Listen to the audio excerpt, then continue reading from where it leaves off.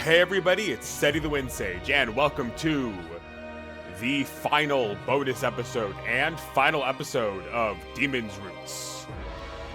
In the last episode, we covered a very small amount of, content, mostly primarily surrounding Bad End mode, but in this in this episode, we're going to be covering just some last bits of, general cleanup before we before we cap this series off for good. And I know some of you who have played this game definitely have a thought in mind. It's just like, oh, are we gonna cover certain things? I'll get to that, because I know there's definitely at least one thing in mind a lot of you probably are thinking of. But before that, I want to cover a few things. First thing I'm going to show is kind of a repeat from something I showed off in Bad End Night, but I want to go into a little more detail about it.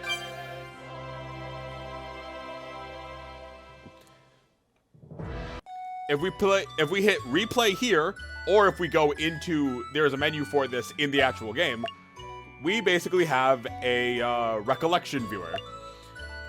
You can do event or CG only, which shows the, again, it shows either the event or just the CG for certain instances, and if something has multiple CGs, you see all of them.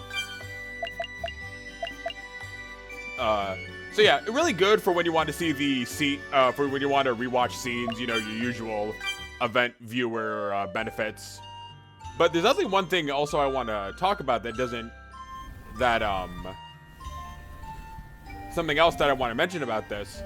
I don't know if you need to beat the game at least once for this to be the case, or if this is always the case, but you can actually go into the event viewer to see scenes that you have not seen. It has a instance for every single scene. It has an instance for every single scene. Including scenes that you yourself have not personally seen. So it actually just starts completely filled out. You don't actually need to fill it out. This can give you hints about certain things, or this can give you hints about how to unlock certain scenes. But also, if you want to see scenes, generally in isolation of them.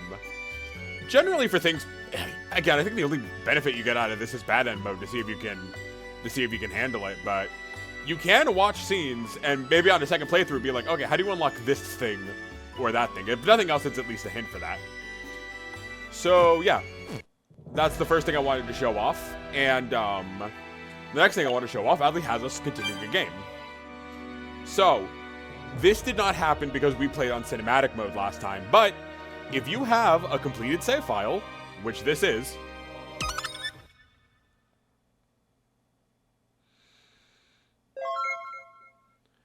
Encore, New Game Plus has been unlocked. You can load your latest save and continue to initiate it. Carries over all levels and all equipments. Unlock second playthrough bonuses. Collect achievements and equipment. Have fun playing. So, we have New Game Plus.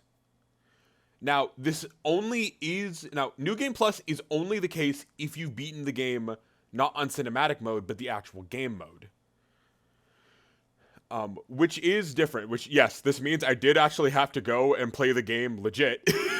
I did have to go play on a, genuine, a difficulty mode. And then I played the game again. So this would be if I was to play right now, this would be my fourth time playing this game. Anyway, that being said, let's start New Game Plus, and we're not going to be doing a whole new playthrough. We're just going to be covering some specific parts of this. So first things first.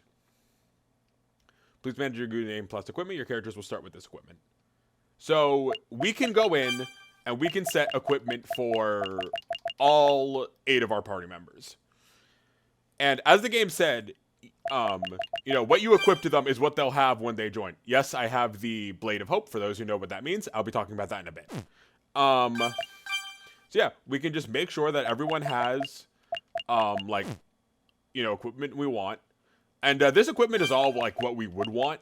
So yeah, the only thing I will say as an extra note is I think the equipment that honestly matters most is Diana, Najesta, and Remnant Mebius, actually. Everyone else, it's a little bit here or there. Oh, wait, Lily Killers matters too. I should mention, yeah, Lily Killers matters too. So why do they matter? Well, the thing is, you keep all your items on your New Game Plus playthrough. So people like Polka can just go in and just, frankly, it doesn't matter what they do. That being said, a lot of characters join at very different times, meaning the longer it takes for someone to be recruited, the longer it takes. And Diana specifically, since she starts on her own, also yes, all my characters are level 99. Again, we'll get to that.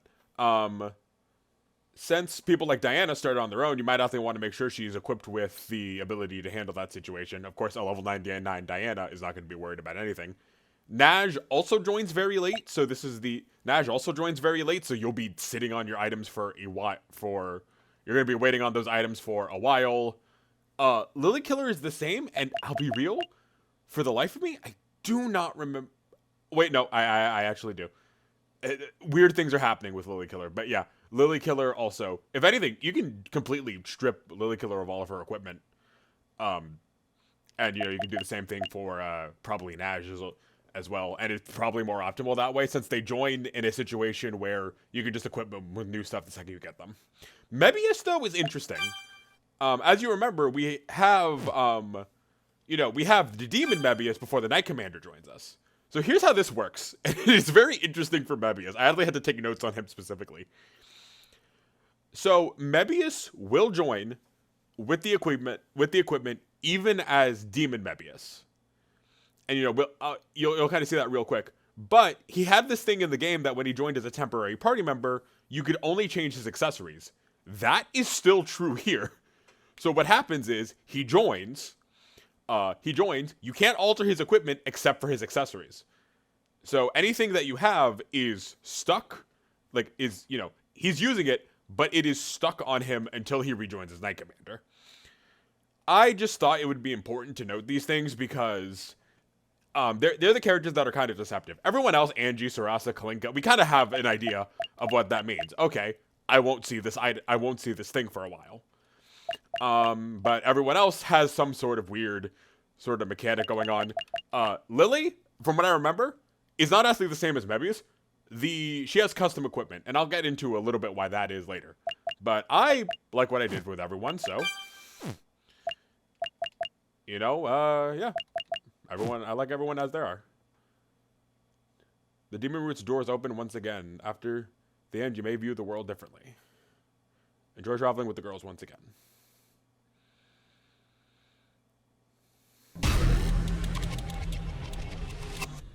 And this is one of the new things you'll also get. Starting from New Game Plus, you will be able to skip the prologue, and to spoil this for you right now, the epilogue. So you'll start at the invasion, and in the case of what does the epilogue mean, after you beat Bless Curse, the game ends. You don't play the Demon's Roots end sequence. And we'll be doing that for this instance. I will say that admittedly, there's no really a point to play the prologue again. Well, I think there's one reason to do it, but we'll get to that. But yeah, let's just skip the prologue right now. And we'll redo this beginning part right here. And I'm going to be telling you, for showing off New Game Plus, this is all we're going to be doing. We're just mostly going to be doing the invasion. So let's just go through some of this dialogue. You can hold control to effectively skip the dialogue. You've been able to do this since the first time around. And this fight's not even going to be difficult. You have all your items, and something I do want to point out. This includes Poem of Flowers. So we get Apostle Despolka from the start. Not that it's too important, but yeah. Why do we have multiple? You get a new Poem of Flowers every single time. Anyway. Something I didn't know on my first playthrough. If you check the Behelo statue, if you remember from the first episode, the kids will leave items here. You actually will get those items if you check that. Because we skipped the prologue, we didn't leave the items, it is what it is.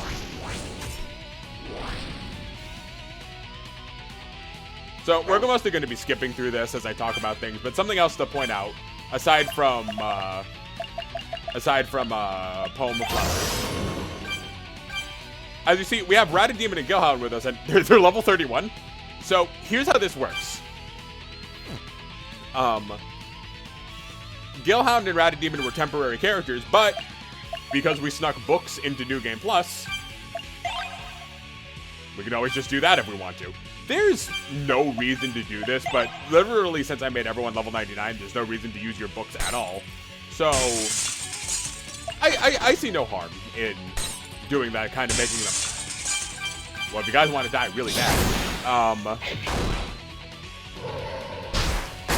And as you see, they're still kind of subpar as party members. Yeah, like we can give them. Oh no, we can't even. I forgot. Damn. Damn. Anyway, but yeah, because they're temporary party members, if you really want to, you can use books on them.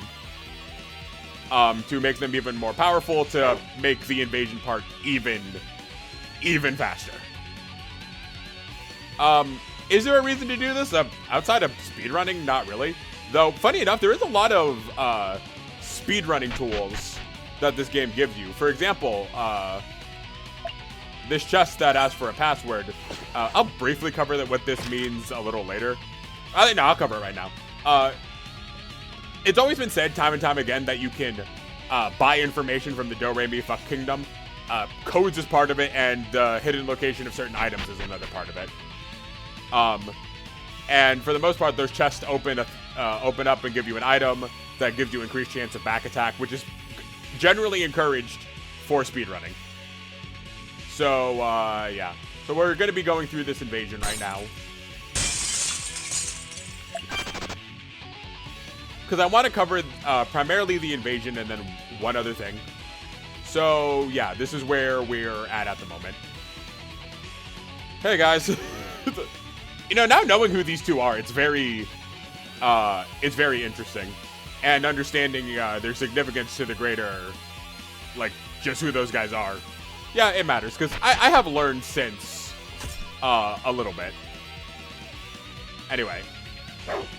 That all being said, so as you can see, we're kind of blowing through this. I'm kind of ignoring enemies because there's not really a reason to fight them at this point. And everything else I want to properly talk about, we'll be able to talk more about in the, when we get to Behelo's estate. Oh, damn it. Anyway.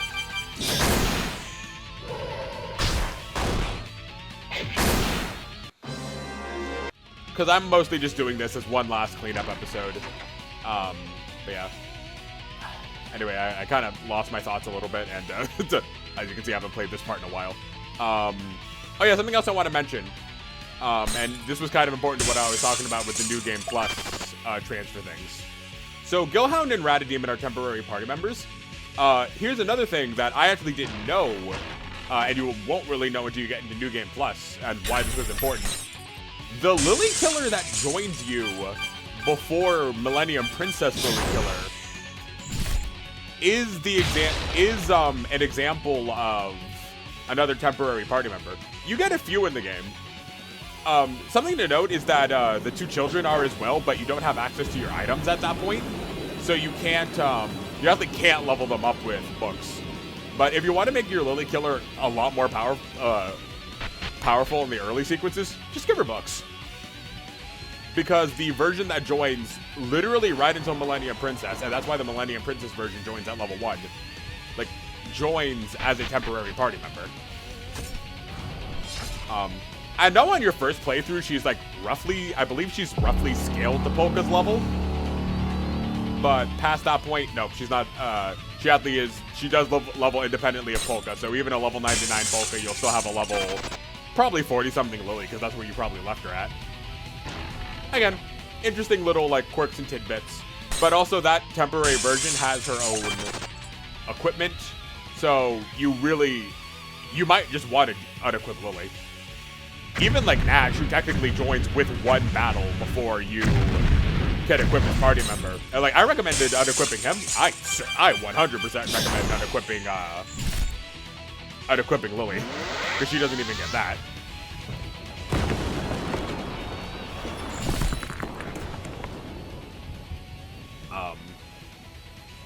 I got something else I can talk about as we're getting through this part here, though. This part is going to be very freaking quick.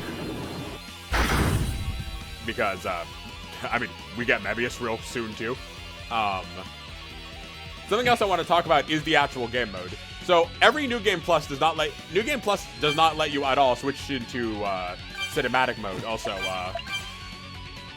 yeah, as we see, here's Mebius, and if you go to the equipment, the only thing we can change is his turbo arms.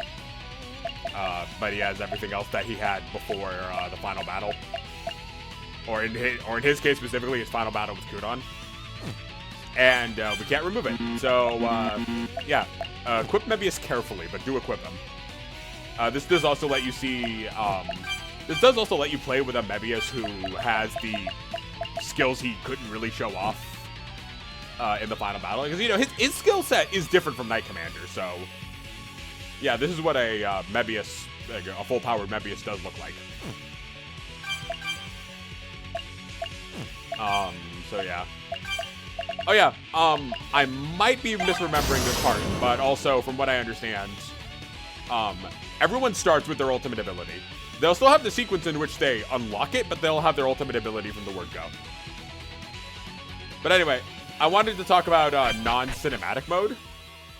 It is a very different game. I'm going to be real. The game in general and sort of the meta that is around it is very different. I'm going to be real. I dismissed a lot of characters on my initial playthrough because cinematic mode really does just prioritize offense and lets you do whatever the hell you want. That is not the case at all in non-cinematic mode. And like, it's never been so like distinct. As you saw, Polka just unlocked Demon Roots. Let me just go for the Knight Commander. It's gonna. This is not gonna be long at all. Yeah, everyone just dies in one hit.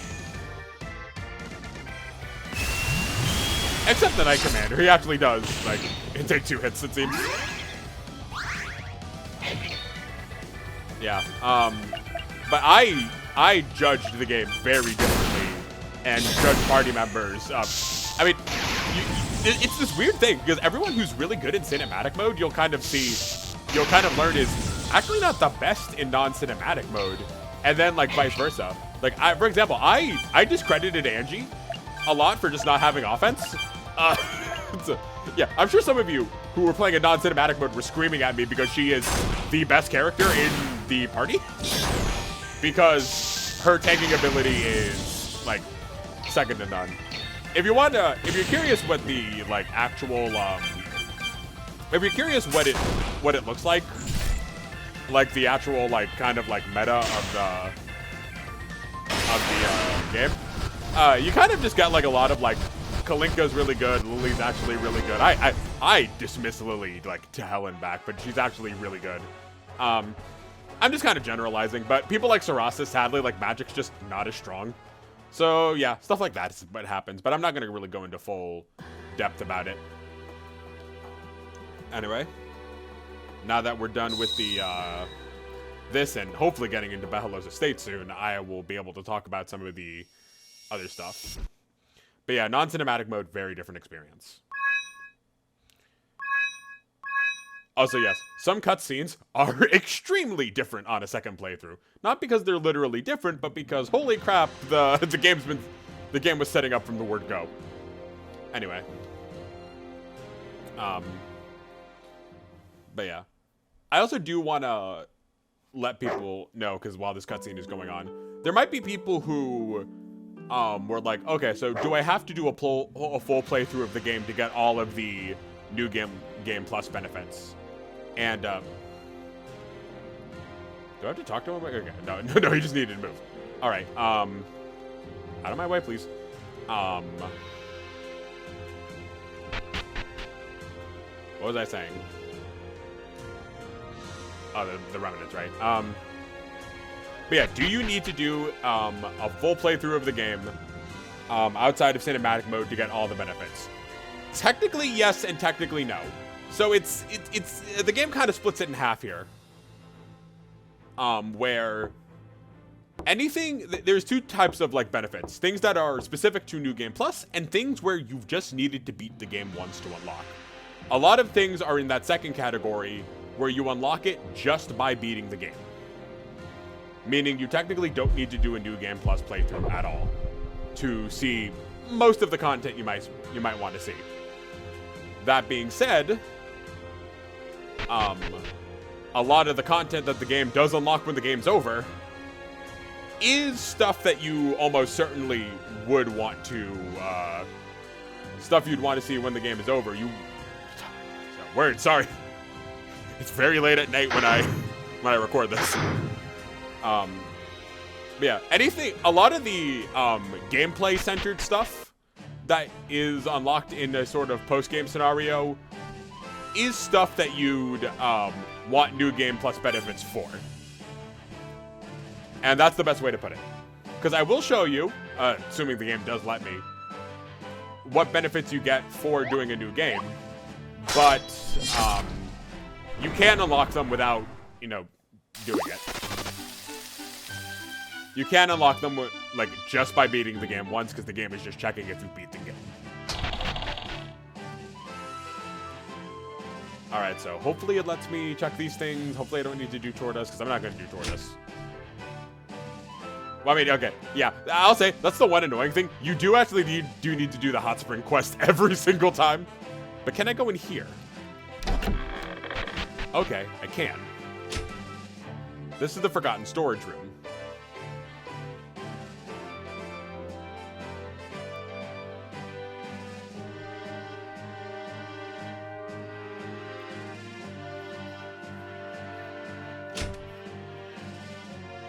So, this room, completely locked until you've beaten the game at least once.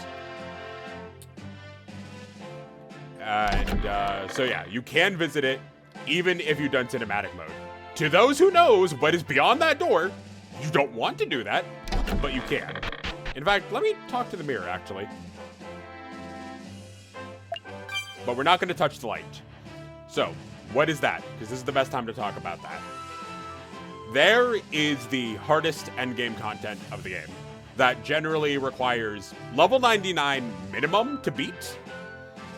And if you want to go through the playthroughs a few times, collect a few stat boosters, give everyone like boosted stats, not even something I wouldn't recommend. It is very, what goes on there is very hard. But from what I understand, is generally divorced from the rest of the game. So it's something you can do just fine. Now, people are obviously going to be wondering, am I going to do that? Am I going to do what's there? Which generally is the hardest bosses in the entire game. I'm going to be real? No. Now, to those who have seen my items and saw that Polka is equipped with the Blade of Hope, yes, this is one of your rewards for beating it.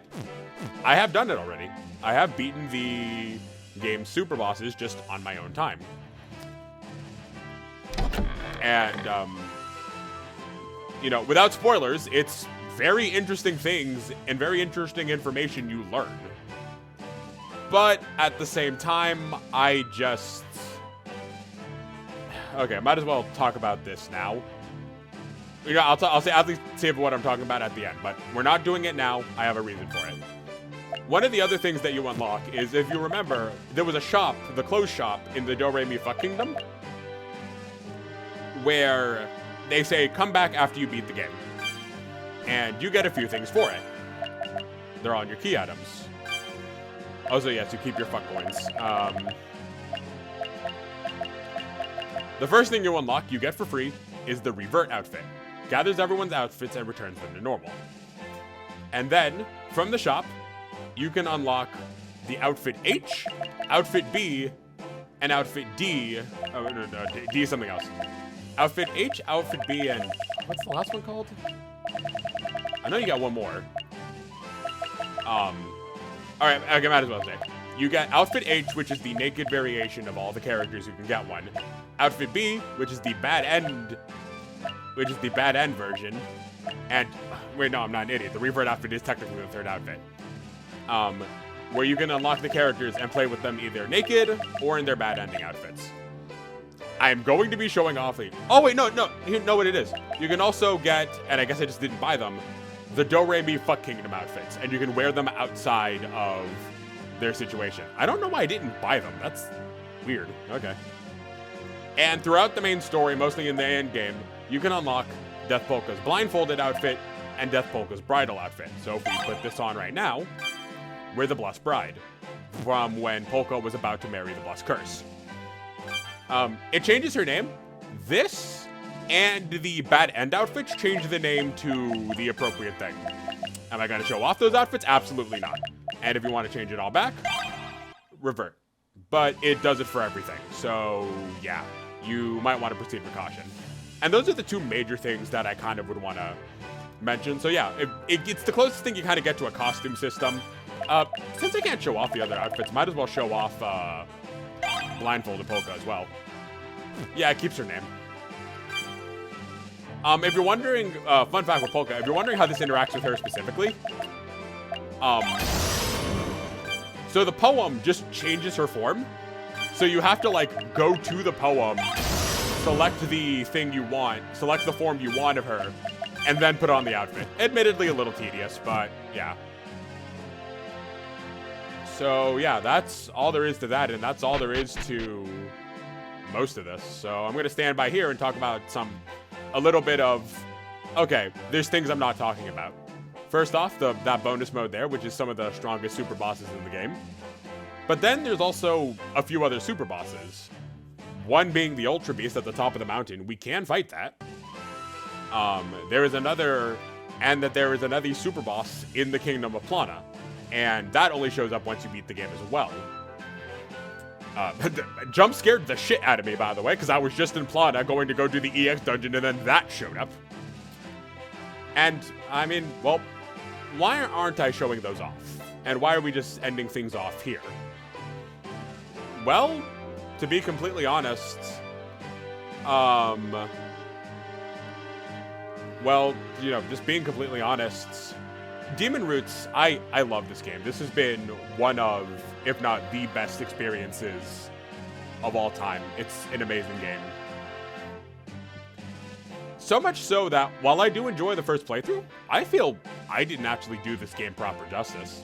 There is so much that goes into this game that I played, you know, there's so much that goes into this game, and I played it in a very blind way. I feel like the way I played it, you know, with cinematic mode on, is a very, like, it's a very authentic way to play the game, but I feel a game like this eventually, not anytime soon, don't worry, eventually deserves a proper, you know, informative Let's Play, because there's not a lot of information about this game. So that is what I want to do in the future. I want to eventually do a proper, you know, I eventually want to do a proper Let's Play. Oh, you can just sit on the bench? Oh, hell yeah, I'm doing this for the cinematics. Did you kind of get in the middle? Not really. Anyway, I want to do a proper Let's Play of the game, very informative, doing my research in the future, and that is where I feel it would be best showing off the super bosses. After all, I fought them, and so you're not going to be getting my blind reaction to a lot of the stuff in there. Why did I do it that way? Honestly, I just kind of wanted to enjoy the game as the game. I love doing the story for my first blind reaction, but I have a feeling a lot of you were here for the story, and so I kind of wanted to keep things to that. And that's all there is to say about that. But I will mention very quickly what you can get for a lot of these things. For beating the first super boss in the super boss gauntlet in here, you don't get anything too special. At least I don't remember what you get. You might get an item for, you might get a weapon for, oh wait, no. You get the best shield in the game. Or debatably one of the best shields in the game. It's definitely the best defensive, but Kraken Bone gives the heal. The second item you get, because there's 3 major boss fights. Okay, so first one is the best shield in the game. Second one is the best two-handed sword in the game, which is a variation of the Darkblade Zoda. Not really all that great for Naj, but it is probably the best weapon Mebius will ever get his hands on, which, for those who know who that boss fight is fitting. And then the third thing you get is both the Blade of Hope, which is probably one of the best short swords in the game. It's a, you know, light in damage, super strong stats, and a 20 TP regen. You can, honestly, really, it's your choice, whoever that's great for. That can probably even make Angie decent at combat. But you also get the Proof of Lordship, which is just a whole compilation of stat boosters. And that. For the boss fight that you do in Plana, you get Kalinka's ultimate weapon. Or at least the best weapon in the game that Kalinka can get. And for beating Ultra Beast Gone, you know, which is the name of the Ultra Beast at the top of the mountain, I'm gonna be real, I kind of forgot what you get for it. I think you get like a really good accessory and like 3 Soul Spirit Stones is what you get. But given that that's the only one that you're absolutely intended to do on your first playthrough, it's the only super boss you can do on your first playthrough, it's very worth it. But again, it's very first playthrough stuff. Also, I should point out, well, weapons you haven't seen anymore, you can't wield it right now. I don't know if this is New Game Plus exclusive, but the guides I've seen kind of imply that it is. You can get one of the best weapons for Diana here. It's called the Javelin. I've never been able to use it because it costs a whopping 100 TP to use, which is even 10 more than her ultimate skill, Lost Innocence. And she has Lost Innocence on New Game Plus, so you can make advantage of it. But it probably is her best weapon in the game. You just have to bring her and talk to the guy here. You can't find the ammo in the wild. It costs a lot of money though. But yeah, I loved this game, and I will be planning to do a formal full thoughts on the game later. I actually have something planned for that I'll be doing for a lot of Let's Plays going forward. But yeah, I want to come back eventually and do something very informed because, yeah, I feel the game deserves it. It's an amazing experience all the way through. And yeah, I want to show off all the things I haven't really shown off before, really get into the weeds, and again, I'll be doing the things then. So yeah, and I really hope you've all enjoyed as well. Now, what will I be doing next? So, fun fact, unlike a lot of the rest of the game, the Bonus 2 and Bonus 3, Bonus 2, which was last episode, and Bonus 3 this episode, are being recorded, to say in real time is inaccurate because you will not be seeing those episodes for a while, but the series has been going on for some time at this point. For reference, Part 28 just came out today. And a few things have happened in that time that have affected the way I wanted to do series. Originally, I had a whole list of potential games to play. Some more casual, some more formal. I had a very different plan from when I beat this game back in 2025 versus what we're probably going to end up doing. And you know what? I'm actually not going to tease it. I'm actually just going to say it straight up. So, in the time since, the sort of prequel sequel game, King Exit, has been released officially in English, and I own it. So, as much as I wasn't originally planning to do this, as the game wasn't even out at that time, next time we all come together, we're coming right back to this world, right back to this universe with King's Exit. And we're going to be seeing that story. And honestly, I'm very excited. It's taken a lot of willpower because I bought this game the day it released, which I don't remember what it is, but I think this was back in February. It's April now, almost May. And yeah, I'm going to be doing a blind playthrough. Or at least that's what I plan to do. So yeah. I see no reason not to do that, and I'm super very much looking forward to that adventure. So yeah, that all being said, thank all of you sincerely for joining me for Demon Roots. Since I've been seeing the comments of things and everyone's general excitement, I'm glad to be back. Like, from the bottom of my heart, so sincerely, I'm glad to be back. And I'm glad that I've made something that you guys have been excited for and appreciating. And I'm a little sorry if I end up burning you guys out with King Exit. I'm sure that there's going to be like a sort of want for variety. Maybe I'll do a small project before King's Exit to kind of buffer it, but that's what the plan is going to be. And again, I'm so glad for this. I was nervous. I've talked about a lot of my concerns about coming back to the channel and some of the experiences I've been through that kind of stopped me from doing YouTube for a while. But I'm glad that you're all excited. And I'm glad that you all seem very motivated because, you know, at the end of the day, I do this because in my past, in my darkest moments, it was YouTubers and the sort of Let's Play personality that assisted me. And, you know, I know that Let's Playing is not what it used to be. It's definitely more or less a bygone era, save for very few people. The way that the YouTube landscape has changed. What I'm doing is basically just going to be niche upon niche. Probably forever. But honestly, I just hope, and I've even seen that for some of you have been looking forward to this, and some of you, you know, get excited when the next part comes out. And I think I've even seen a few comments that have been telling you guys that, you know, that have been telling me that, you know, I've helped you guys through some hard times. Mostly in the past, but, you know, to the audience that has grown since then and found me through Demon Roots, and the audience that has been sticking around waiting for me to return, I'm glad to be back, and I hope that I can give you all even just, you know, the smallest of smiles. So, thank all of you. And, you know, special thanks to my friend who gave me this game as well. They've been a very important part of my life, and, you know, them giving me this game is definitely what was like, okay, I'm going to do this. I'm going to do it with this game, especially. So, yeah. I feel that's all there is left to say. There's some other miscellaneous things I could go over, but, you know, like achievements and stuff. But again, I think for a more proper playthrough, that'll be appropriate.